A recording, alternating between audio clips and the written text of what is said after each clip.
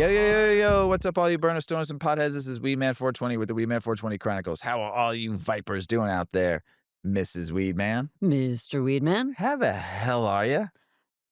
suffering and pain, but I'll be okay.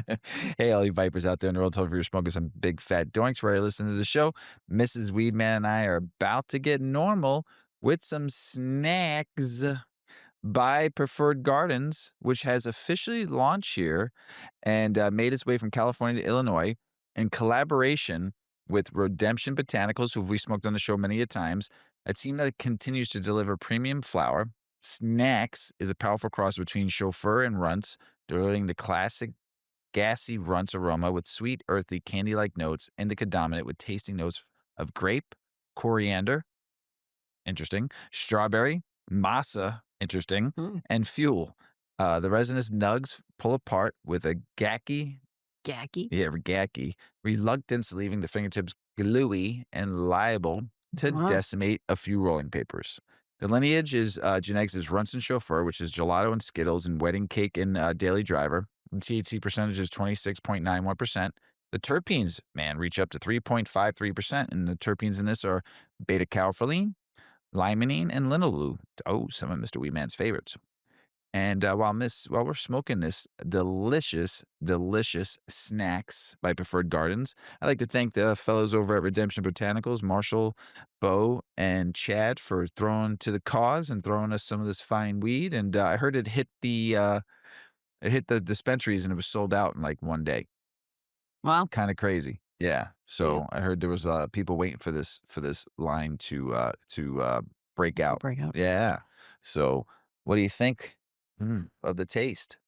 I have no taste buds. Mhm. I'm just What? a hot mess. You got a little cough going on. Sorry. Right into the microphone. Sorry about that, everybody. And before we get started, Mrs. Weeman is going to tell you that once she stops coughing, she's going to tell you a little bit about 8decades.com. Yes. If you're unaware, 8 Decades is our cannabis lifestyle brand that we began as a continuation of our work and advocacy for cannabis. So 8decades.com, spell it out, EIGHT, decades.com. And there you'll find our custom, we designed it. We have a rolling set. So there's a nice rolling tray, ashtray, multi-tool, there's hemp clothing, there's storage jars, tote bags, keychains. There's just all sorts of, not keychains, I'm lying. I started to say keychains. There's also Weedman 420 swag. Yay. There's links to the show. There's all sorts of things. You can learn more about us and you can contribute to donating to the Last Prisoner Project as Yeah. well. Yeah. So check us out at 8decades.com. Free shipping the first time you visit the site and register as a subscriber. Then you'll get free shipping on your first order. There you go. So Love there you it. go. Check out 8decades.com, everybody. And as we always say, you support 8decades.com.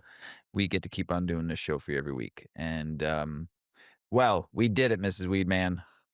Oh, we did. A week ago, we had mentioned that Mrs. Weedman and I are moving our new studio. Right now, we are in a makeshift studio. We're on some folding tables and a couple makeshift mics and not our normal setup, so you will not see a video probably for a good month. You'll just have audio. So even on our YouTube, we'll have the animation going instead of seeing Mrs. Weedman and I. We have a lot of work to do on the studio. So Mrs. Weedman and I moved into a new home. We talked about in the last episode that it's a dream of ours to have a home that we can enjoy with our family and build a family compound and just be able to live the rest of our lives at. And we did it. And I will tell you all this. I am never moving again. Ever in my life. I will die in this house. Ass. Awful. The We worst thing. So we started packing like a month ago. About 3.5 weeks ago, before this crazy weather in Chicago happened, and but then we didn't know if we were going to get this place or not. So we wound up putting a bunch of stuff in a pod, and but then we found out the closing was happening, so we had to pack really fast, and we only had like what, 5 days, 4 days to pack it, 5 days to pack and move, Well, basically. I Like, mean, we were packing as we were going along. yes, but we had To a elaborate, I'm a realtor. yes. Remember, that's my day job, and I watch people move all the time, but boy, oh boy, Yes. it is a challenge. So we had a Wait, really wait, wait. So this property that we were buying, the added stress was that the sellers of the property that we bought were just kind of dangling the cheese the entire contract time that they had a backup offer and they were happy to mush us out of the way and take it. So basically, don't ask any questions. Don't try to ask anything. Don't try to suggest that we do anything. You want the property, you buy it the way it is. Have a good day. So it got pretty, it was rough. So we yes, really didn't know if we were going to get this property. Attorney review stayed open the entire contract. That's like unheard of. anyway, long story short, it was like the dangling cheese the entire time was that this backup offer could have the house. They'd be happy to kick us out of the way. Right, So we couldn't ask, we couldn't stir the pot. And so it was like this added stress of are we really moving? I don't right. know. Yeah. Like, are we moving or not? So it's like we're packing, but we're kind of hesitant because it's like if we're not, but our house was under contract as well. Oh my God. So there was just like an added very large layer of stress. And then we got the Arctic tundra visited Chicago the week that we decided to move. So, like, the move was nothing like I had ever anticipated it would be. I always pictured this beautiful spring day, having this open house and having people pass through and see the yard and its glory and da da da da da. No, it was a fucking shit show. It was like, oh my god. Oh my god, the holidays are coming. We got to get this place on the market. We got to get it sold. Then we got this property. Are these people going to take it away from us? Are we going to get it? I don't know. I don't know. I don't Yep. know. We got our place sold. So now we got to leave. Holy cow, it was just stressful. Mayhem. Stressful. And then there's just all the little fucking shit that you just can't put in a box. Like you oh my We're god. venting Yeah, we're because we haven't venting. had a chance, and we've been when you've been married 30 years, been together 31 years, you collect a lot of shit. Yeah. And we have 2 adult kids, so we have a Yes, lot of their shit because they both live in the city in apartments, so they right. don't have room for their, like, So we had to their like stuff. really pack fast for like 3 days, like 3 days of packing quick, like really trying to get it done so we can get the movers were coming on Monday. So we had Friday, Saturday, Sunday to finish packing. It was just Mrs. Weedman and I. We had my sister-in-law helped a little bit, but Mhm. for a couple hours one day, and that was it. So Mrs. Weedman and I were friggin' booking. Yeah. Movers came on Monday.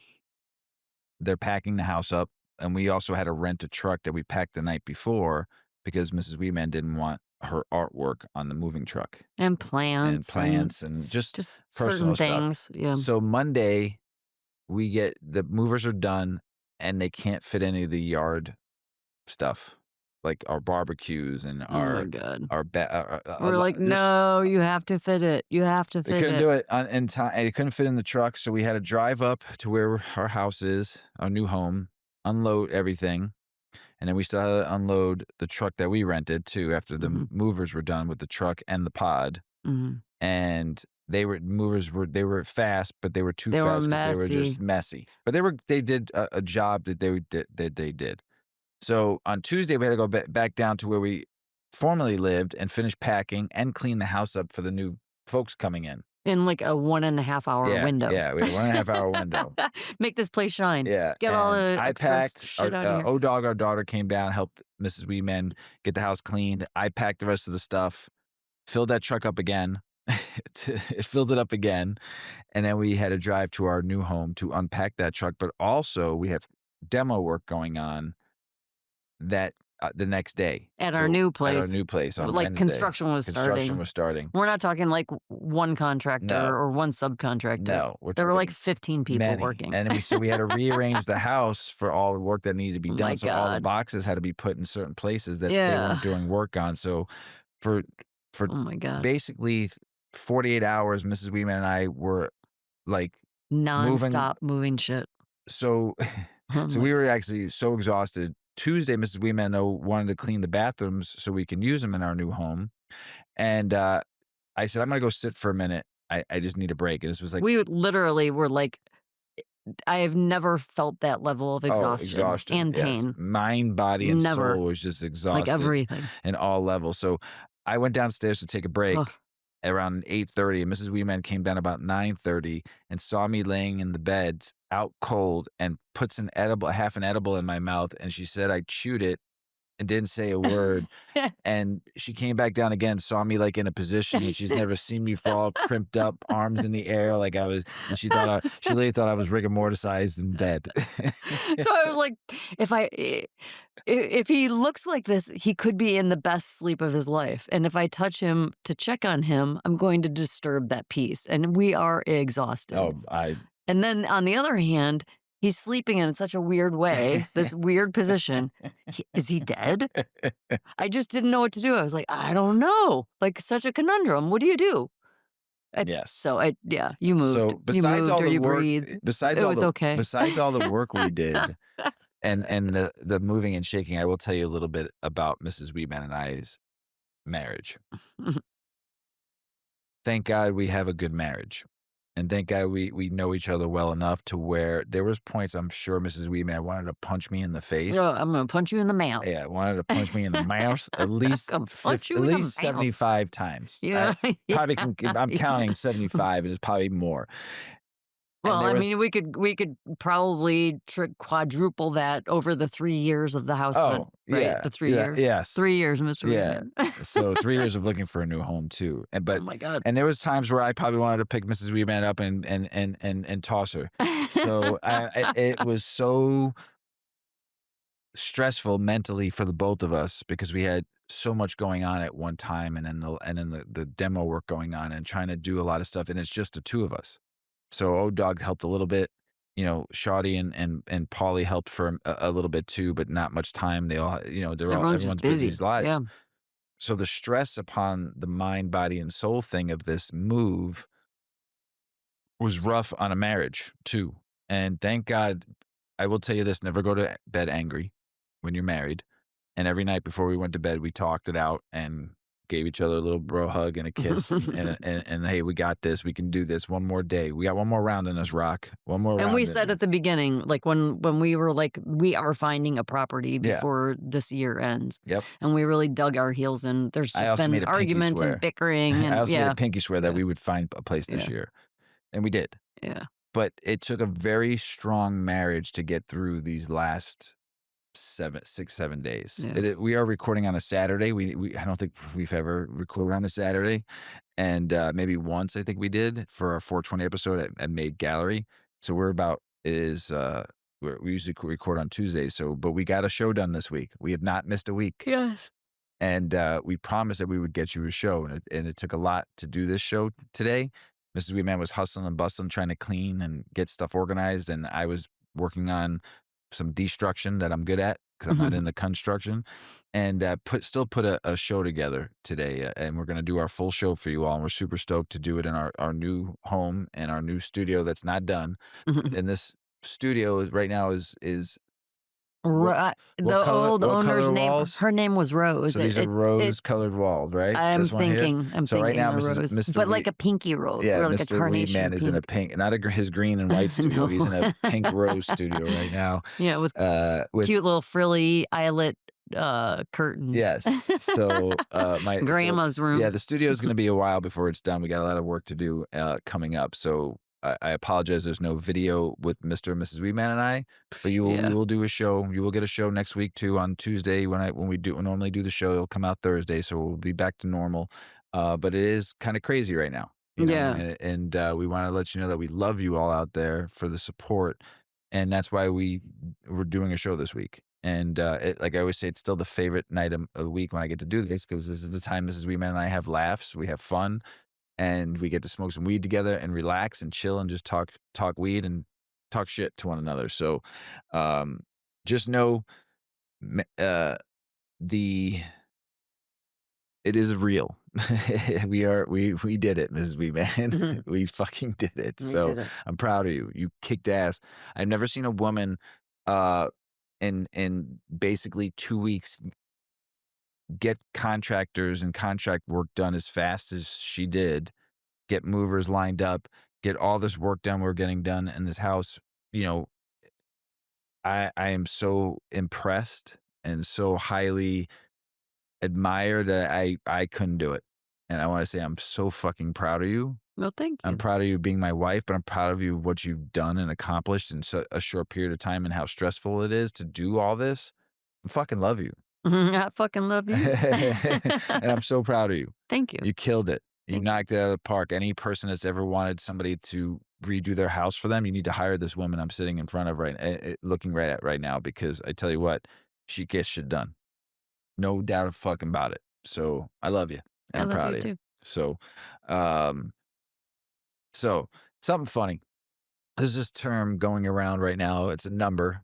And let's kick this off to something wild from the language world. Over at NPR, uh, Rachel Treisman covered dictionary.com's announcement for the 2025 word of the year. And trust me, this one is going to make you chuckle and scratch your head at the same time. So here's the headline: the word of the year for 2025 isn't a word in the traditional sense. It's a slang term that literally has no real meaning. The vibe, totally chaotic, totally Gen Alpha. Dictionary.com picked 67, pronounced 6-7, as its standout for the for the year. Now, before you ask, what the hell does 6-7 mean? Here's the deal. The dictionary itself basically throws up its hands on a definition. It says that 67 is impossible to define because it's meaningless, ambiguous, and non-essential. Not essential.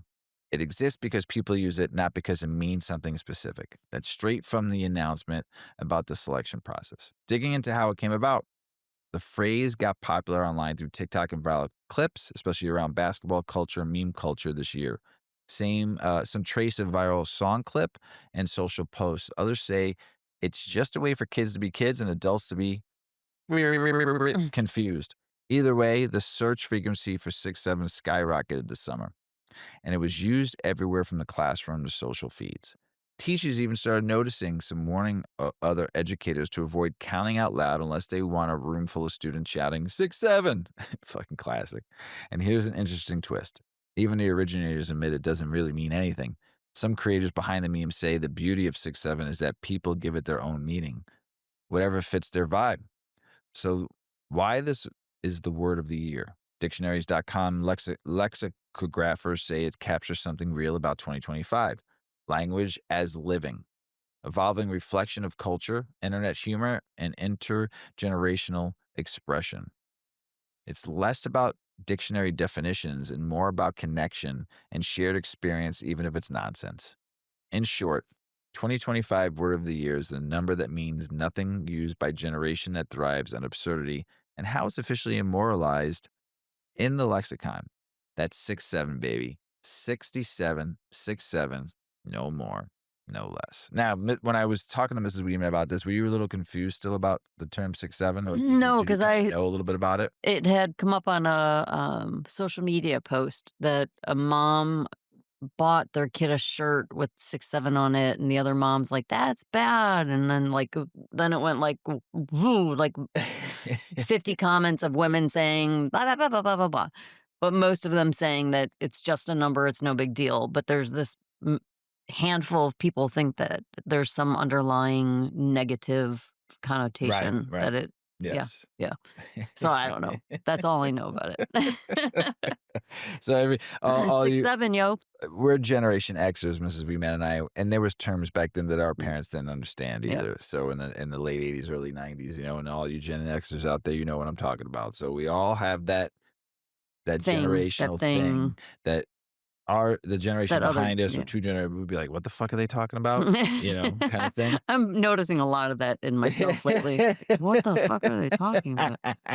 I'm old. Yeah. Oh yeah. Good thing I I have mean, no clue.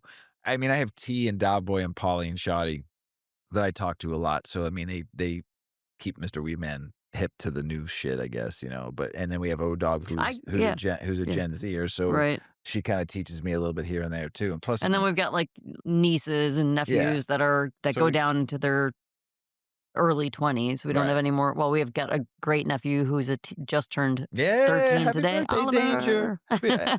The Yeah. best name ever, Oliver Danger. Because Danger is Dangers. his middle name.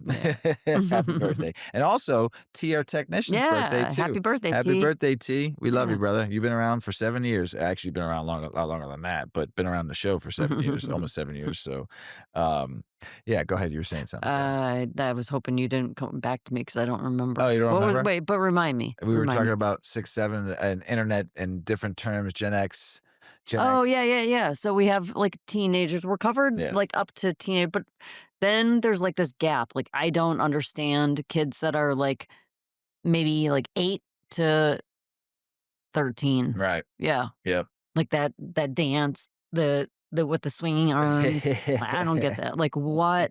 I don't know, there's just some Because things. it's from video. Those were I from video. know, Those but from video we don't games. have anyone in that generation, No, so it's like, no. phew, I don't get it right now. All right. You ready to get the show started? I'm ready. Let's do this. How does the X-ray method work in decontamination? We've talked about remediation on this show and all the different ways they're getting rid of decontamination. This is not, I wouldn't say fairly new, but just some information that people are always asking about. All right, folks, let's dive into something techie but essential for the cannabis world right now. X-ray decontamination and how it's reshaping the way safe, clean flower makes it into your hands. The insight comes from the cannabis industry's journal piece, talking with the folks like Jeff Adams and Joseph Bonacheri from X Pure and how this stuff actually works in the real world. So here's the core challenge. As cannabis production scales up and testing standards tighten across states, growers under pressure to make sure their products is absolutely free of harmful microbes. I just read in Colorado 4 different types of companies with many multiple products are contamination. Again, how many times Mhm. have we read on these shows? So, mold, bacteria, nasty stuff you don't want to inhale. Traditional methods like pasteurization, ozone, UV, light, heat, these all have been used in food and agriculture for years. But here's the kicker. Those methods don't often penetrate the dense cannabis flowers, so microbes hiding deep inside the buds can slip through unnoticed. How come? I know why, but I've been smoking weed for a very long time and never got sick off of weed from small batch growers and underground growers. Never, ever, never No. heard of. No one's ever talked about contamination and stuff. So, enter the X-ray decontamination. And no, we're not talking about superhero comics. We're talking precision technology that goes way through the flower without messing up the cannabinoids or terpenes you actually care about. Instead of relying on heat or chemicals that can alter flavor or smell, X-rays work on a total different scale. Jeff Adams explains it's like this. Imagine a mold spore is the size of a golf ball, and the DNA inside is like the needle. Well, guess what? X-rays are about the size of that needle. So they go right through the target that DNA directly breaking it apart and killing the microbes. Meanwhile, plant cells are enormous in composition, so they just shrug and let those rays pass through. That means you're getting a cold, chemical free process, no heat, no residues, no funky reactions with terpenes or THC. You'll still get the aroma potency and effect you expect, just without the microbial nasties. And that's huge because for a lot of operators, the biggest enemy isn't the law, it's failed microbial tests, lost batches, and reputations that that comes with them. Now, some folks in the cannabis community aren't totally sold on remediation in general. Purists say a perfectly run cultivation environment should grow clean flower without post harvest techs. XPure acknowledges that, but they also point out the reality. The same environment that's great for growing big, sticky flower is also great for growing mold and mildews. Even the best setups struggle to keep microbial loads down. And here's where it gets interesting. While there's definitely some stigma attached to treated cannabis, perception is shifting. More consumers, especially medical users, are saying they want transparency about decontamination. And many would even prefer treated cannabis if it means safer product with no risk of inhaling the molds and spores. Safety, safety is another key piece here. These X-ray systems meet strict FDA standards and don't leak radiation, so operators don't need hazmat suits or locked rooms. They're sealed, safe, and built to comply with protocols. Who would see it at a federal level and national legalization ever happens? I was just at a cultivation that uses X-rays, and one of the people I was with was nervous about going in there. He's like, "Oh, why are we in this room?" Mm. you know, and hence we just said the machinery doesn't leak radiation at all. Uh, so there's also a practice side. Not all state testing standards are the same. Some states allow higher microbial counts than others. So what counts as clean in one place might not pass in another. That inconsistency has pushed a lot of growers toward having their own in house decontamination solutions instead of relying on third party labs or less reliable treatments. So, what's the bottom line on this tech? X ray decontamination isn't just another buzzword, it's a science driven solution that's helping cultivators protect product quality, maintain potency and aroma, and hit strict safety standards without sacrificing what makes cannabis cannabis. Whether you're running a boutique grow or a commercial facility, it's a tool that quickly going from nice to have to industry standard. And that's your deep dive on X-ray decontamination and cannabis clean tech for the cleaner hit. And we'll keep an eye on this and how it evolves as more operators adopt to and regulators get tougher on the microbial safety. It's probably going to become a standard. I, I'm not a fan of it.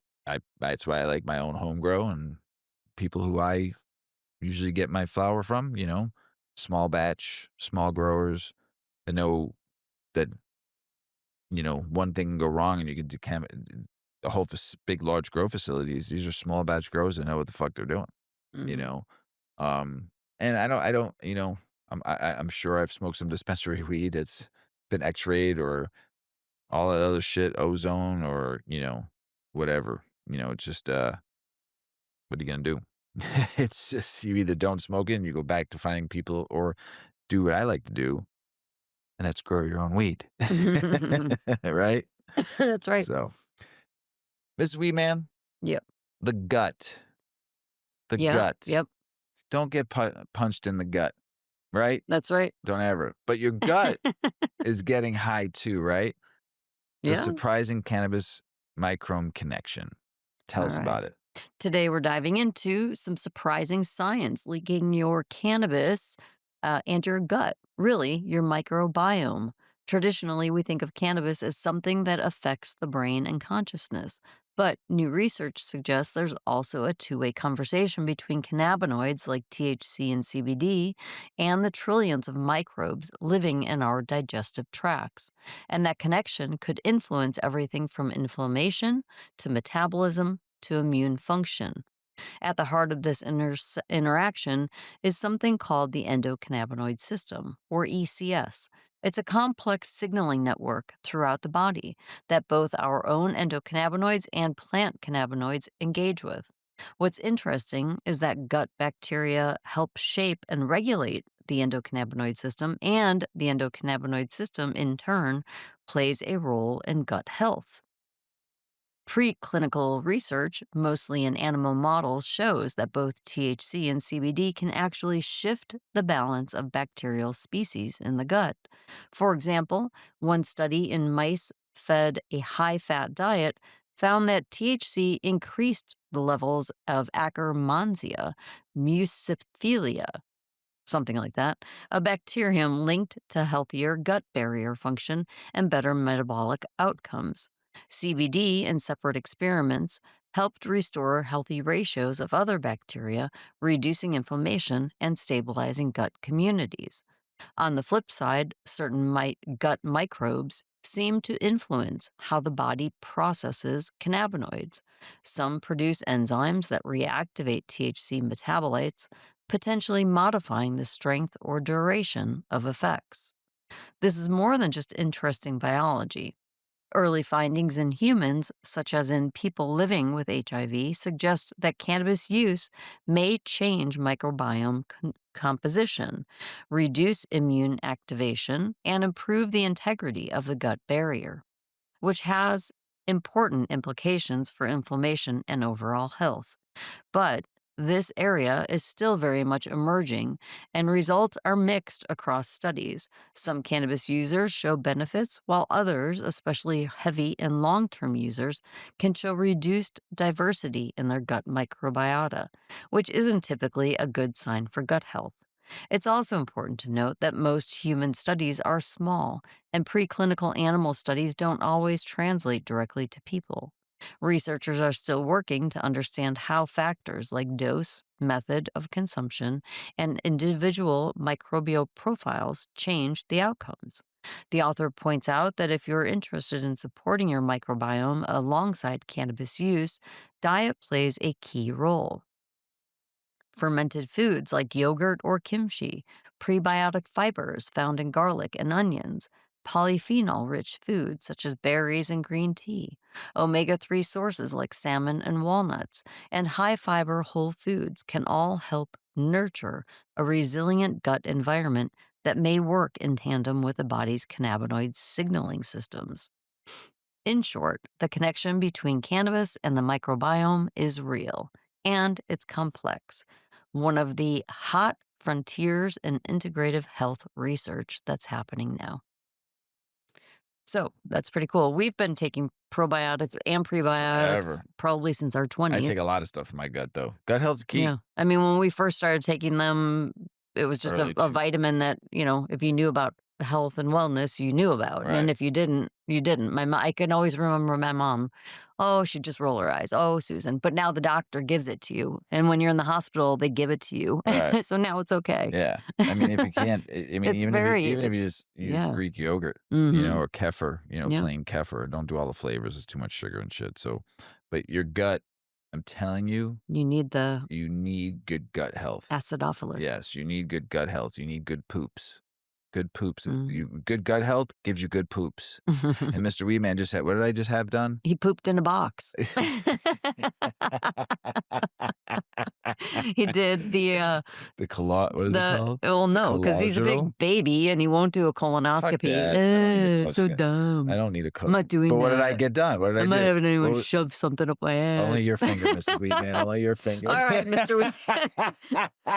Too much information. All right, so Mr. Weedman pooped in a box, and it was for What is it called? It's a poo test. It's called a I don't know. colagero? No, not colagero. No, that's what from, you kid. It's from The kid Bronx from Tale. Bronx Tale, Caladro. It's not a colostrum, or what is it? What is it No, called? instead of doing a colonoscopy, Yes. if you have no family history of colon Yeah. disease and Right. cancers, you can be a candidate to just do the poop in a box. So Mr. Weedman did the poop in a box, but he had stage fright. No, for I did not. Yes, you did. No, for 2 I weeks. wanted to give him My a poop's good. not I right. wanted to give him My a poop's good not poop. right. I wanted to Like give the him poop, the perfect. It poop. doesn't matter. No, I If you gave have them- something going I on down there, gave it'll be them- an all poop. I gave them All the of it. perfect. Oh my poop. God. But here's the thing. was The so poop perfect. gets mixed with a liquid. So what? I said by the time it gets to them, it's Perfect. just a poop pie. It was It's just a perfect. poop pie. It's not a poopy. It's a poop pie. It was so perfect. It was Everyone's poop looks the same when it It was arrives. so perfect. It was too perfect. He had stage I didn't fright. have Oh, he stage fright. totally had stage. No, he I had didn't. just Did not it come firm back enough though? poop It for came a back, week. and how did it come back? 99.99999999% no suspect of intestinal or colon Or problems. prostate cancer. You are fine. I am fine. You're perfect. It was because I gave him the perfect poop. So, at the end of the day, we're going to circle back to the article and smoke your weed and get some probiotics There in you your go. belly. Yep. It's good for Yep, you. It is. Yeah, do it. So here's something cool. Measuring the effects of cannabis on anxiety and depression among cancer patients. Let's jump into something heavy, but critically important that doesn't get talked about enough in cannabis circles. What the science says about cannabis and symptom management in kids with cancer. This is based on systematic review and meta-analysis published in the journal Cancer, led by researchers including Mark Chichabaro, Mohammed Ben Alitriki, and Lauren E. Kelly, PhD. And yes, it's real peer-reviewed science coming out of Wiley. What do you always say about peer-reviewed, Mrs. Weedman? I don't know. That you always say peer-reviewed means it's real, right? Yeah. Well, yeah. So I don't know what I didn't know that I had like a thing I say you about said it it. because every time we talk about Yes. a peer-reviewed article, you're like, this means it's like legit, Yeah. So first, the context. Kids with cancer often deal with crazy ranges of symptoms, nausea, and vitamin from chemo, pain, anxiety, appetite issues, sleep problems, you name it. Over the last decade, cannabis products of all kinds, natural phytocannabinoids, synthetic cannabinoids, even prescription cannabinoids like naloxone, have been increasingly used by families trying to help manage these symptoms. But pediatric oncologists have been cautious because the data has been, well, pretty thin. Here's what the researchers actually did. They looked up 4 major medical literature databases, Mendelene, Embasa, PsycInfo, and the Cochrane Library, and shifted through tens of thousands of citations to find what evidence is out there. In the end, 19 unique studies made the cut involving just under 2,000 kids with cancer. Those studies included everything from randomized controlled trials to chart reviews and even a couple of case reports. Now let's talk specifics. Across these studies, cannabis producers were most commonly used to treat chemotherapy induced nausea and vomiting. That makes sense. This has been a long one and more accepted medical use of cannabinoids in adults, so families are exploring it for kids too. But looking at the outcomes get complicated. In the controlled trials, kiddos taking cannabinoids were more likely to experience somnolence, dizziness, dry mouth, and sometimes even feeling high. And these effects were strong enough that participants in the cannabinoid groups were almost 4 times more likely to drop out of the study because of adverse effects compared to those on placebo. On the bright side, across all the studies included, there were no serious cannabis related adverse events reported. Here's where it gets tricky and where the science really needs work. Most of the studies didn't consistently describe what exactly the kids were getting the type of cannabis products, the dose, how often it was used, or how it was administered. And the outcomes weren't standardized either. Some looked at nausea, others at pain or mood or sleep, and many didn't measure things in the same way. That makes it basically impossible right now to say with confidence what works, what doesn't work, and how to dose it. The researchers point out that while there is some evidence, especially from the controlled trials, that cannabinoids performed better than a placebo for nausea and vomiting, we still don't have enough solid data on how cannabis affects pain, anxiety, mood, sleep, or overall quality of life in these pediatric patients. And without that clear picture, doctors are understandably cautious about prescribing it to kids.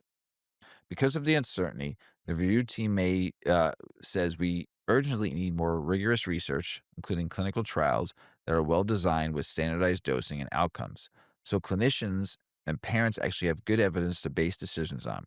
In fact, the results of this review are now helping to shape a new trial called Cannabinoids in Pediatric Oncology, CAN-PONC. That's planning to recruit around 60 patients into 3-arm tolerability study to get better data on how cannabinoids are tolerated in this population. So bottom line, the science so far suggests that cannabis products might help with symptoms like nausea and vomiting in children undergoing cancer treatment. And the serious safety signals seems low to study so far. And yet there are not a place where they can give clear guidelines or safety, dosing, or onboard efficiency. Families are using these products because the need is real. But the evidence is still emerging and doctors want solid answers before they can recommend use with confidence. And that's the takeaway. There's some promise, but a lot more work needs to be done, That's right? right. Yep. More what, Mrs. Weedman? More research. More research. um, Always.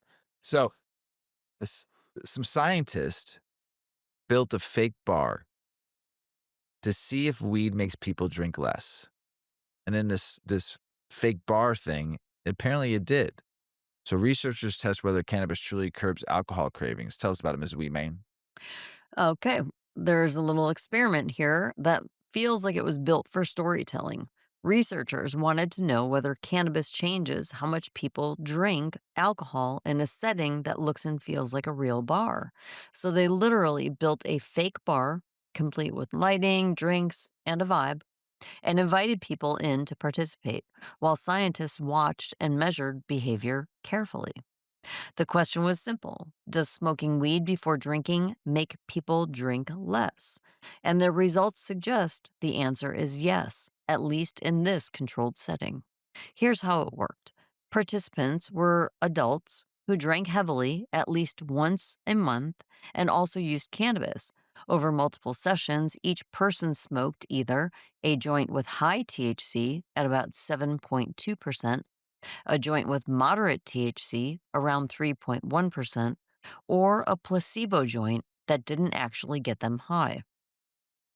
After that, everyone was offered alcoholic drinks in the bar lab and could drink freely across a 2-hour period, or choose to pass on drinks for small cash rewards. The findings were clear and pretty striking. When participants smoked the moderate THC joint, they drank about 19% less alcohol than when they smoked a placebo. With the higher THC joint, alcohol consumption dropped by about 27% compared with placebo. Participants also tended to wait longer before taking their first drink after smoking cannabis, especially with the stronger THC. Lead researcher Jan Metrick from Brown University emphasizes that this isn't about telling people to swap one intoxicant for the other. The results show at the moment cannabis use was associated with reduced drinking in this specific controlled scenario, and in some cases, less urge to drink right away. But she and other scientists caution that we still don't know how this translates to real world social drinking, long term habits, or whether this might help people struggling with alcohol use disorder. There's also the risk with cannabis itself, including the potential for problematic use. This research touches on the broader cultural trend you've probably heard of, the so called California sober approach, where people intentionally reduce or avoid alcohol in favor of cannabis. The new data gives this idea a bit of empirical grounding, at least in the short term. But scientists are careful to point out that it's not yet a clinical recommendation or treatment strategy. So, in a controlled bar experiment, smoking cannabis before drinking was linked to significantly less alcohol consumption and delayed drinking onset compared with placebo. The substitution effect was strongest with higher THC levels, suggesting that under some conditions, cannabis might acutely curb drinking behavior. Of course, more research is needed to understand what this means outside of the lab. Right. Promising information. Yeah, very promising. I mean, liquor sales are down Yeah. year over year Why do since you think 2022, everything's yeah. especially. They said, I just saw an article that said since 2022, people are smoking more cannabis and liquor than ever before. And that Yeah. was hyped during COVID too, Yeah. you know? So, political state and business news. Big, big news here. Big, big news. Now I just want to see if it happens. You ready for this, Mrs. Weedman? I'm ready. Here's the latest on the Trump executive order rumor for Monday. What's legit, what's still rumors, and the context around it. So, what's being reported? Multiple credible outlets are saying President Trump may issue an executive order as soon as Monday, directing federal agencies to begin rescheduling marijuana from Schedule 1 to Schedule 3 under the Controlled Substance Act. Today is Saturday, 12/13. You probably won't listen to this probably till Monday, so this could be amazing news if this happens, but let's go into it a little bit more. Schedule 3 would treat cannabis more like mild prescriptions, Tylenol with codeine, easing some federal restrictions and reducing certain regulatory burdens. Important, nothing's final yet. White House officials caution that no final decision has been made yet, despite all the reports and market reactions. Now, remember, everybody, this is an executive order, not being voted on by Congress or the Senate. This is the president using his pen, I guess, Mhm. to sign something that the president is executive order doing on his own. So, could be something amazing, or this could be a big fight ahead. We shall see. Market and policy reaction. Just on rumor, cannabis stocks have surged sharply as traders price in the possibility of rescheduling. Oh, yeah, they did. I mean, holy shit, did they. And if a formal executive order happens, agencies like the DEA and HHS would be instructed to move forward with drafting new rules. But that's a process that might take weeks or months after the order itself. What would it mean if it happens? Rescheduling to Schedule 3 doesn't legalize marijuana at the federal level, but it would potentially reduce tax burdens for cannabis businesses, expand banking access and ease credit card usage, making federal medical research easier. Pretty good for the research part. The timing. Reports specifically mention Monday as the target date for the order, but again, this isn't official yet, and the administration could still alter or delay plans. So, everybody, if you're going to hear this, you'll probably hear it on Monday or Tuesday or Wednesday next week. So, if the president does use the executive order, this is good for cannabis, but it's going to take probably a good 3 to 4 or 5 months to get everything laid out. Also, there's going to be a lot of pushback on this from some people, and there's going to be a lot of happy people. Stock market's going to go ballistic again on Monday once the president signs the executive order, if and when that happens. I'm happy in some ways, but I've never been happy about rescheduling. I've only been truly happy about wanting it descheduled and decriminalized and run like alcohol and tobacco. So I just hope it happens because it's a start. But then the fight's gonna begin. So Exactly. I'm looking forward to all the news. I mean, there was a lot since Friday, Thursday night, Friday when when Yeah. this came out.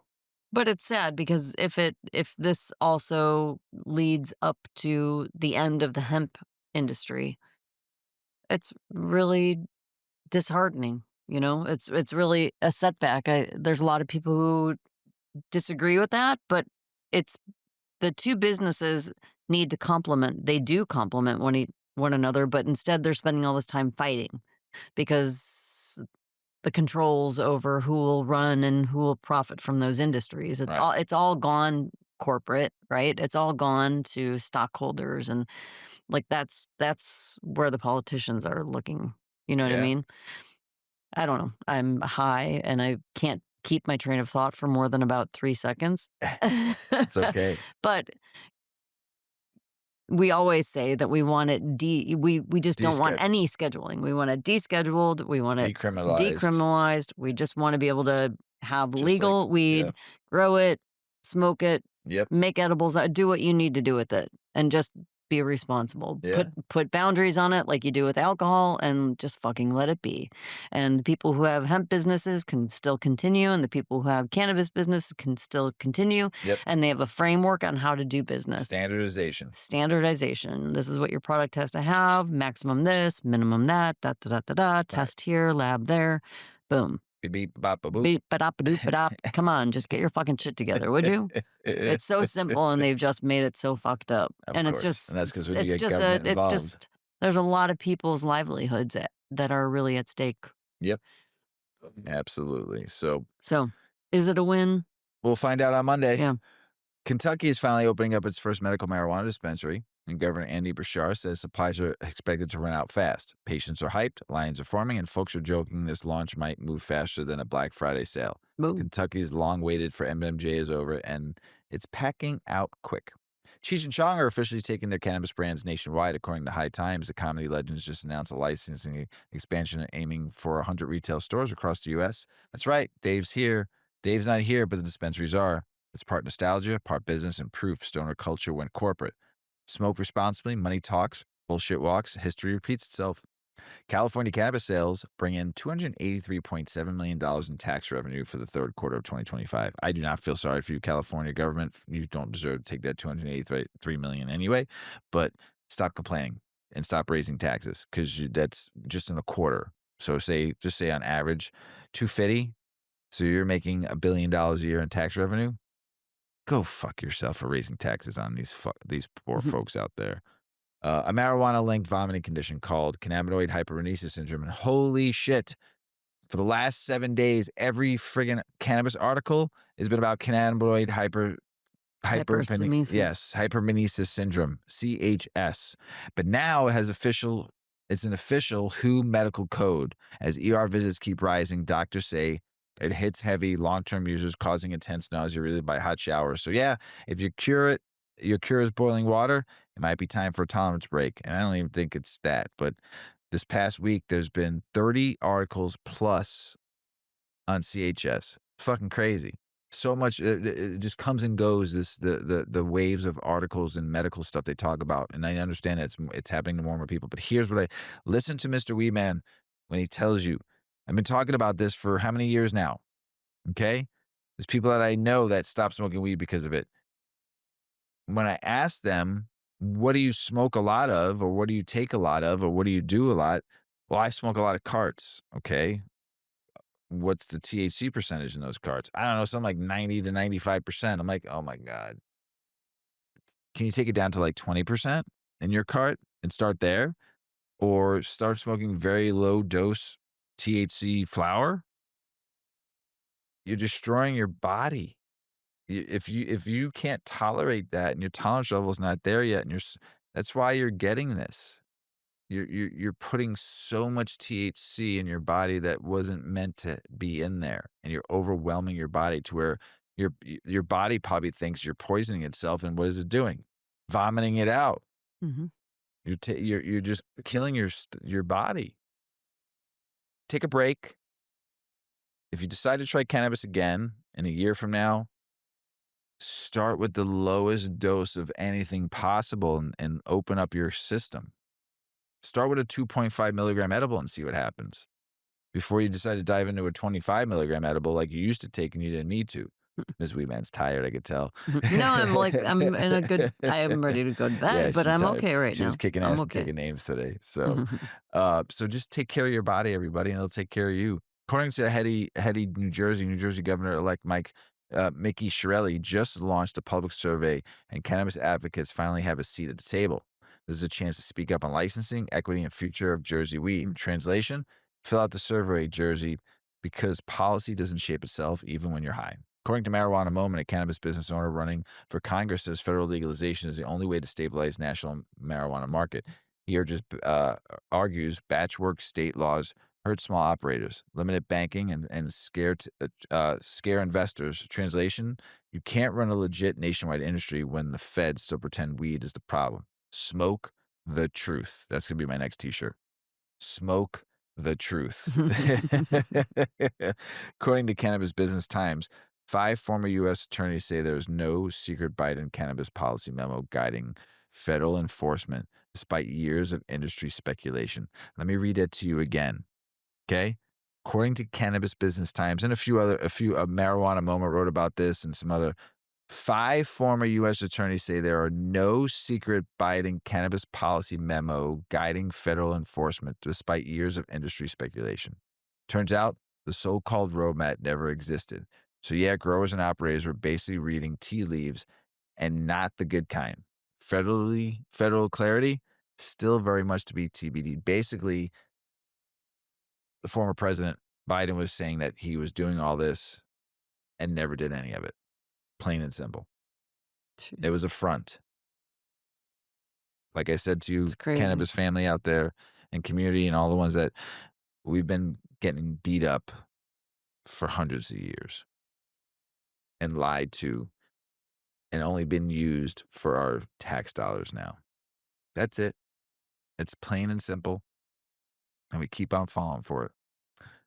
Yeah. According to Normal, the NIH's research database now includes over 53,000 cannabis related studies. Yes, 53,000. 4,000 just this year alone. That kind of blows up the whole there's no research excuse from medical use to public health. The science is stacking up fast, so maybe it's time policy caught up.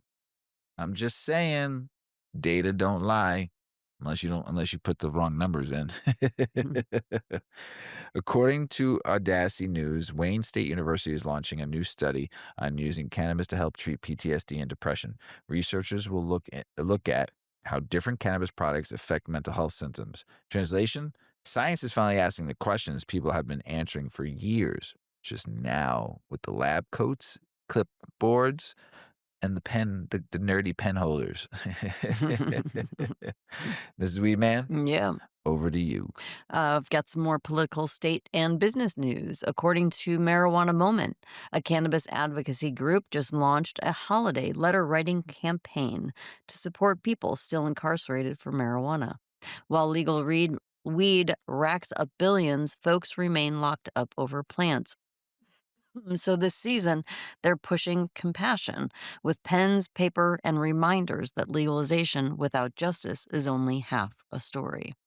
According to Marijuana Moment, a Democratic congresswoman says the GOP backed push for federal hemp ban is a major step backward. She argues it would crush farmers, kill jobs, and undo years of progress. Translation: Washington is still trying to put the hemp genie back in the bottle, and it's not going quietly. According to the Outlaw Report, Washington, D.C.'s medical cannabis program just set a new patient record in October, signaling the market is officially back from the dead. After years of confusion and policy whiplash, patients are returning in droves. Looks like DC's weed plot twist says I'm not done yet. Legal scholars are urging the Supreme Court to revisit Gonzalez versus Reich, the case that led to the federal's ban of marijuana, even when states say it is legal. If overturned, it could seriously weaken federal prohibition. Police in 8 states made over 100,000 marijuana arrests in 2024, mostly for simple possession, even as legalization keeps spreading. Let that sink in. While dispensaries are booming and tax dollars are flowing, people are still getting cuffed over weed. Same plant, totally different outcomes depending on your zip code. Is this progress? Nah, there's still flashing lights. Nebraska's Supreme Court just heard arguments that could cancel the state's voter approved medical marijuana legalization after people already said yes. Opponents claim the ballot language was flawed, while supporters say it was crystal clear. So now patients wait while lawyers argue. Democracy's cool until weed gets involved. Federal researchers say it's still unclear how a hemp derived THC product would even be enforced. Why? Because the FDA and the DEA are already stretched thin, so Congress can pass rules, but enforcing them is another story. Hemp's stuck in regulatory limbo, and nobody's holding the map. Rockford, Illinois. City Council just voted to divert cannabis sales tax money away from community programs and straight into covering the city's budget deficit. That means weed money meant to help neighborhoods is now plugging fiscal holes. Legal cannabis keeps promising reinvestment, but when budgets get tight, that green suddenly gets rerouted real quick. Funny how that works, isn't it? Illinois health officials are proposing new rule changes for medical cannabis patients, aiming to update program requirements and tighten oversight. The state says it's about modernization and safety. But patients are watching closely, wondering if this means smoother access or more red tape. Because with cannabis policy, amendments can mean progress or paperwork. Hmm. Growers are warning that a proposed cannabis seed ban could choke genetics, hurt small cultivators, and slow innovation. Limiting seed access means fewer strains, weaker resilience, and higher costs, especially for legal markets trying to play by the rules. Critics say banning seeds won't stop cannabis, it'll just push sourcing underground. Growers want seed science, diversity, and access preserved. Mr. Weedman, it's back over to you. Thanks, Mrs Weedman. Yes, I got a scratchy throat. Scratchy throat? A lawsuit claims a major cannabis company secretly tracked Florida medical marijuana patients' online browsing habits without consent. The suit says data was shared with third parties, raising serious piracy concerns. So, yeah, patients shopping for relief didn't expect surveillance with their strain selection. Legal weed's cool, but nobody signed up for cookies with their cannabis. Florida lawmakers just filed a bill that would let medical marijuana patients grow their own plants at home. Supporters say it's about access, affordability, and patient rights, especially with high dispensary prices. Critics, of course, are clutching pearls because nothing scares politicians more than patients growing medicine in a closet instead of buying it. The Michigan court just reached a decision on that lawsuit trying to block the state's 24% marijuana tax. They're keeping the hefty rate in place. Critics say the tax drives up prices and fuels the illicit market, while the state says it funds public programs. So, yeah, legal weed wins the case, but your receipt still hurts. And I just heard that. I just read an article too saying that what happens if the well runs dry? What are they going to do then? Like if people like say fuck you, Mhm. you know, Mhm. I'm not spending that money, and you lose all that money coming from other states. They might as well just stay in their own state and save gas money. Yeah. Because now you're at like 34, almost 40% tax. That's going to be added. I mean, between 24%. getting tacked on to the cultivators and processors and all that. They're going to put that towards their product that's going to get to the dispensary, and the dispensary is going to give it to the consumer. Right. So the consumer is the one that's going to pay for it. We shall see. Always. Yep. A new report sounding alarm about foreign organized crime exploiting U.S. cannabis markets, especially through illicit grows and money laundering. Law enforcement says weak federal rules and patchwork state laws make it easier to hide bad actors among legit operators. Translation: legalization without strong oversight leaves cracks, and criminals love cracks more than terps. Ohio lawmakers just passed a bill to roll back part of the voter approved marijuana law while slapping new restrictions on hemp products, and now it's headed to the governor. Voters said yes. Legislators said, ho, ho, ho, not so fast here. So here we go again. Legal weed approved at the ballot box, then trimmed back in the state house. Democracy with a little wicka wicka remix. Minnesota legalized marijuana, but here's the twist. Thousands of people are still getting prosecuted for cannabis in their cars. The problem? Old vehicle laws didn't magically disappear when legalization passed. So weed's legal, just not where the people actually have it. Translation? Freedom came with footnotes, and glove boxes are still risky business. Texas just approved more medical THC licenses in dispensaries, finally expanding a program critics say been way too restrictive. Patients could see better access, more locations, and fewer road trips just to get their medicine. Still limited THC, still tight rules, but hey, for Texas cannabis policy, this counts as movement. Slow crawl beats standing still, right? A new Senate bill would federally regulate hemp derived products instead of banning them outright. This plan shifts oversight to national standards for testing, labeling, and safety, trying to calm the Wild West hemp market. Translation: less prohibition panic, more rulebook energy. Hemp might finally get guardrails instead of shutdown notice. Chicago just hit the pause on banning hemp derived THC products. A last minute parliamentary move delayed the city council vote, pushing it to later this month. The proposal would restrict Delta 8, Delta 9 sales to licensed dispensaries only. Supporters cite kids and safety, business owners cry shutdowns, and the mayor prefers regulation over prohibition. It's just the same debate, but a new delay. And that was political state and business news, everybody. Ms. Weeman, Mr. Weedman.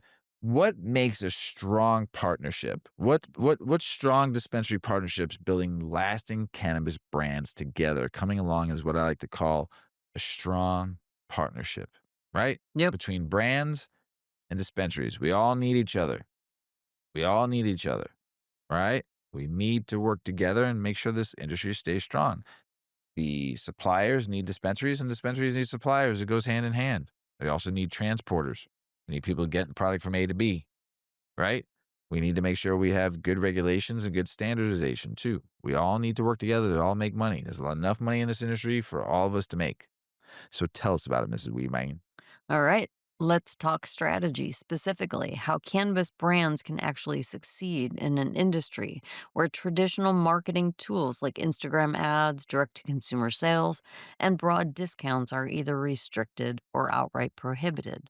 If you're not building close partnerships with dispensaries, you're missing the most important driver of growth in cannabis retail. Let's set the scene. Unlike soda or snack companies that can run national campaigns and splash ads everywhere, cannabis brands face a web of state by state rules that limit how they can reach customers. So marketers quickly discovered something essential. Dispensaries are the real gateway to consumers. They're the only legal point of sale, and they're where shoppers first learn about new products, get questions answered, and actually make purchases. The article's author, a founder of a multi state cannabis brand, reflects on early missteps, like sponsoring a music festival that looked great on paper but produced zero sales because there was no clear way for people to immediately find or buy her product afterward. That taught a core lesson that brand activations have to connect directly to retail. So, how does a cannabis brand build those meaningful partnerships? Well, by choosing dispensary partners who are already engaging with their communities. Don't just sell through a retailer. Work with the retailer who host events or welcome collaborative activations. One example was a yoga in the park event tied to a dispensary near Central Park, where consumers could both experience the brand and then purchase products right there. Next, go beyond tabling at stores. Today's customers want experiences and stories, not just someone standing behind a table with a brochure. Brands are finding success with co branded events, educational demos, and gatherings that build both emotional connection and sales momentum. Hey, how about designing your products with retail in mind? Packaging, merchandising displays, and on shelf messaging should be crafted not just for aesthetics, but for conversion. That moment when a curious shopper decides to pick up, try, and buy your product. Invest in field marketing teams and brand ambassadors. These boots on the ground storytellers don't just hand out swag, they build relationships with dispensary staff and customers, reinforcing the brand narrative in a meaningful way. Brands should treat regulations as creative guardrails rather than barriers. Sure, you can't give away samples in a city park or blast billboard ads across a highway, but these limits force brands to think differently, to develop real, intentional interactions with consumers and retail partners alike. The key takeaway here is that the dispensary isn't just the point of sale. It's a partner in discovery, education, and long term loyalty. The brands that thrive are the ones that embrace that partnership, focus less on traditional ad blitzes, and gear toward experiences, collaborations, and retail centric storytelling. Yeah, It's the way it goes, it right? is. It's the best way to do it, Yeah. you know? And, not an easy market out there for anybody at this time, Hmm. It's not cannabis isn't easy. Uh, you know, more and more people are building brands and trying to build brands and trying to get into dispensaries. Vaults here in Illinois are tight, There's I always say every brand should learn how to respect the vault. Just don't throw shit in there and see if it sticks. The dispensaries are allowing you to be in their vault. Earn your place, respect it, and you will see major phenomenal outcomes in your brand if you respect the dispensary's vaults. And if you don't understand what I mean by that, and you see me on the streets, you want to know more, I'll be happy to teach you about it. But respecting the vaults is a big thing. Also, you know, earning your place in those vaults too, and making sure that your brand, whatever brand it is doing well. You're not just filling it up and not supporting it, like Mrs. Weedman talked about. So earning your place and respecting the vaults, two very important things. And if you prove to the procurement buyers and the owners and the GMs and the AICs and the AGMs, and especially you bud tenders out there, because you're the most important people in the industry, you make or break a brand. I've been saying that for how many years now, Mrs. Weedman? Hmm. And it's a partnership that we need help to build our brand, and the dispensaries are partners, and we are their partners, and they're our partners, and we all need to work together to help build our brands. By doing so, as we build the brand at your dispensary, we're also helping you build your dispensary, because our brands have now built ourselves up, and people look for brands that they like to buy and stick with, especially if they like something, they're going to stick with that brand because they can rely on it. They trust the testing on it. They trust the labels on it. They trust the effects, and they trust that there's good quality. So by you stocking brands on your shelves that your guests that come into your dispensary know, love, respect, you know, they're going to come to your store. And so as we as suppliers out there have to make sure that our brands stick out. Mrs. Weeman owns a brand, 8 decades. She has to make sure she has good marketing tools, good relationships with the dispensaries. She has to make sure her displays are on point. She has to make sure that the billing is accurate, and that the billing that's coming back to her is accurate, with remittances and checks and stuff like that. It's a lot of work, and we all have to respect one another. Yeah, sometimes you get frustrated. You're trying to build your brand, and it gets harder and harder out there as more brands come into play. I mean, in Illinois here, there's 163 edible brands. It's a lot. Now Mhm. think an average of all 163 edible brands, they carry at least anywhere between 10 and 22 different SKUs. Times that by 163, just do the average, just say 15. Times that by 163, it's over what, 1,200, 1,300 SKUs and just edibles alone. That's not including flour. That's not including vapes. Let's include vapes. Holy Jesus. It's a lot of vapes out there. And, it's a lot to be in those vaults. Average vaults are 500 SKUs to 1,000 SKUs per vault with all the different types of brands and different types of concentrates and vapes and flour and tinctures and edibles and, ooh, plus clothing and uh, accessories.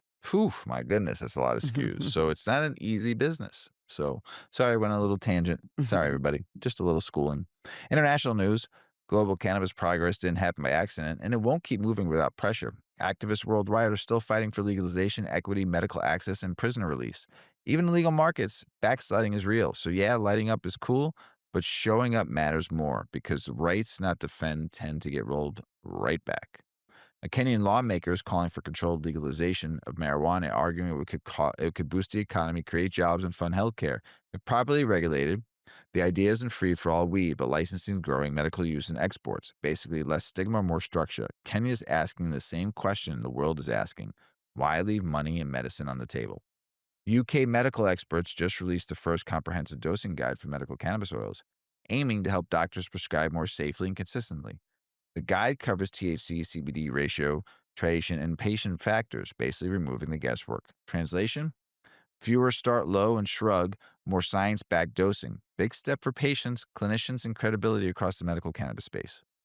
Legal cannabis stores in Ontario are shutting down, and critics say it's because illegal shops are being allowed to thrive.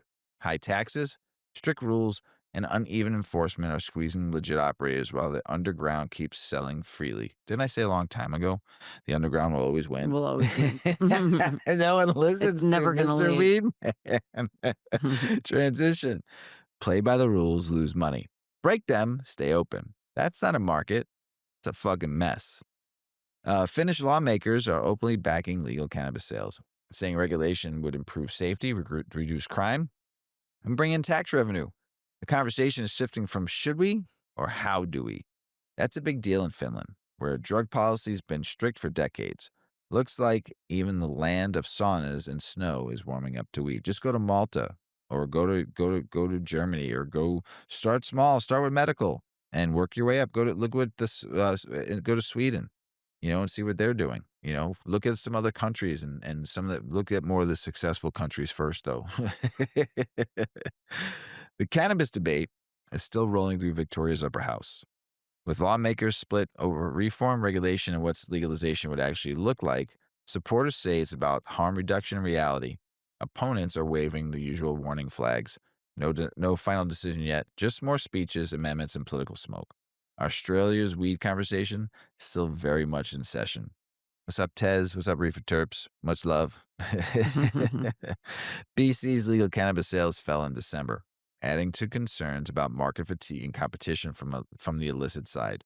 Higher prices, limited product variety, and inflation all taking a bite. Translation: when legal weed costs more, people look elsewhere.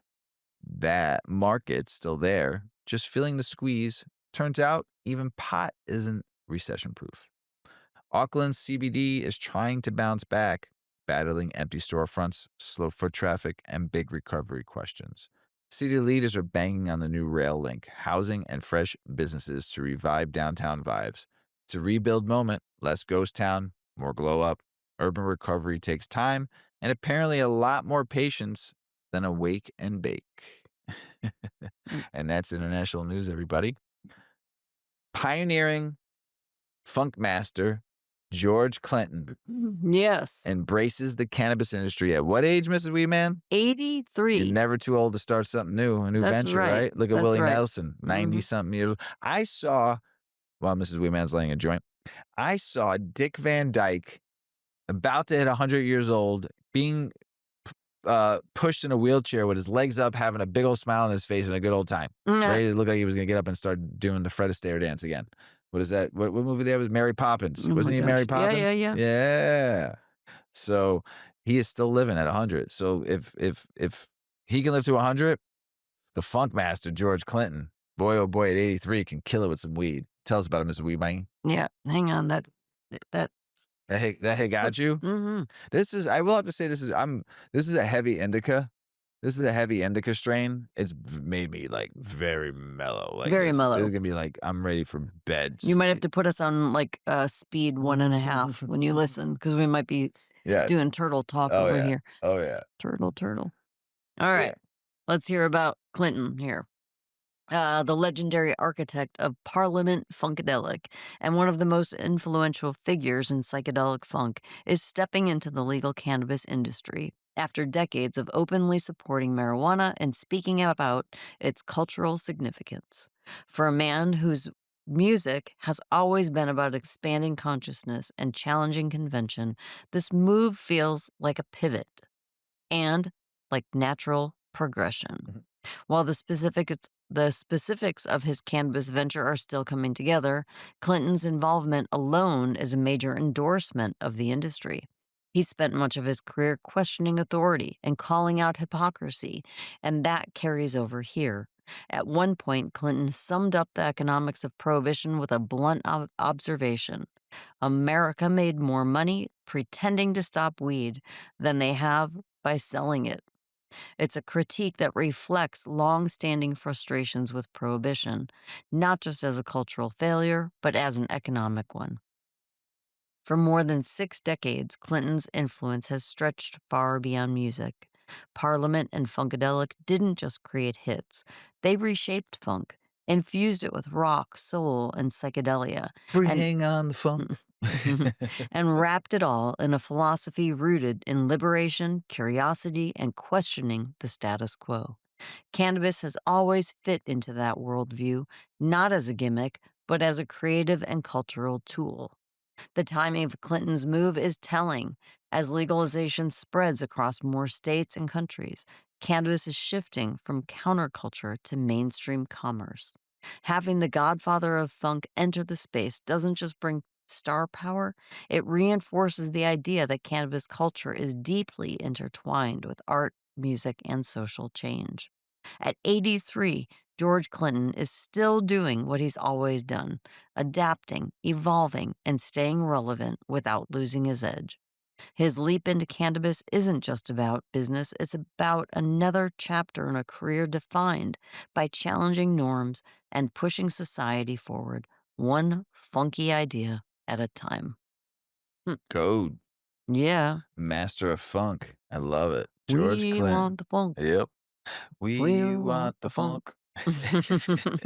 Ms. Weedman, Mr. Weedman, that's the end of the show. yeah, Got anything else to say before we go?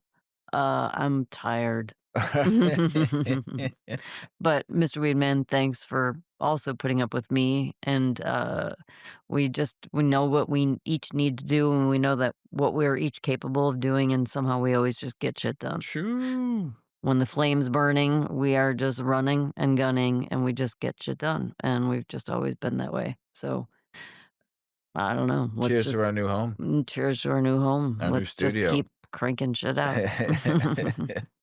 And listeners, we'll bring you more and more and more shows. Yeah, we're excited for you all to see the new studio once Yeah, it's we done. can't wait. I'm looking forward to seeing what Mrs. Weeman does with this new studio. I know she's got some It's gonna be ideas. good. Yeah, I'm looking forward to it, and I'm looking forward to filming again. And I will tell you this: our dog Yuki, I think this is the best sleep she's had In a week. in a week, longer than a week. Because when It's we started yeah, packing too, yeah, she was she was kind of unsettled. yeah, and She's out. she usually sleeps the whole time we record during an episode. Mostly the whole time, and this dog that has not moved She doesn't even look like she's in breathing. an hour and 19 minutes, a little more than 19 minutes by the time we have She this has look. not moved. She has not fucking moved. Yeah. Like usually she'll get up and move to a different spot. Mm-hmm. She's been there for an hour and fucking 19 minutes. I've Out checked on her a cold. lot. Out Yeah. cold. Has not moved. She looks like she's in peace because she knows she loves Tuesday nights just as much as we do. Yeah, she hangs out with Oh us yeah, while the we whole time record. she lays on the Mhm. floor. Probably the calmest I think I this ever see is her. like comforting to her Oh, because yeah. it's It's something finally she's a used little to. yeah, a little This has been reminder. really hard Oh, oh, for if you have a German Shepherd out there in the world, or just a dog or who's just a dog, like but a habit dog. a German Shepherd is very, very just, especially this one is very, very regimen of what she does every day. I mean, it's from the time she gets up till the time we lay in bed. She has this. It's just her discipline. Like she takes Mhm. after me, Mhm. and it's been disrupted. I mean, to the point where she has a new home, new property, new yard, She doesn't people understand. coming in and out constantly since I mean Since we got Monday. here. You Yeah. know, since Monday when the Mhm. movers we had to keep her in the backyard the whole time or Mhm. keep her in a room. So her disruption, I'm so proud of her. Yeah. You know, I knew we knew this was gonna be a little tough for her, but she's a trooper too, just like Mrs. Weedman is. So I mean, it's just we have to be proud of the doggo too because Yeah. she's gone through a lot. And but in like three She four still months, wants to go home. yeah, in Yeah. 3 or 4 months from now though, Mhm. when her fence is built and everything is Yeah. this She'll be like, yeah, "Woohoo." this is gonna she'll be a different dog again. She'll be back to the dog we What love. old house? What? Yeah. What are you What? talking about? Yeah. What's an And old house? yeah, I don't know. so she'll eventually love it here just like us. It's just you know, it's only been it's not even a week yet. So, um, everybody out there in the world, thank you. We pulled it off. We got a show out there for you. And we want to thank everybody for listening. And we love you out there. As Paulie always says, smoke smart, puff puffing away. Puff, puff, pass. Check out our cannabis lifestyle brand online at 8decades.com. Our custom smokes and accessories are perfect for your coffee table, bedroom nightstand, or kitchen counter. They're designed for you to show them off. The Canna community is also loving our hemp and cotton blend t-shirts, sweatshirts, scarves, and hats, finished off with our 8 Decades logo. We've got some awesome long-lasting goods that will be your favorite for years to come. 8 Decades, because a ninth decade of cannabis prohibition isn't acceptable.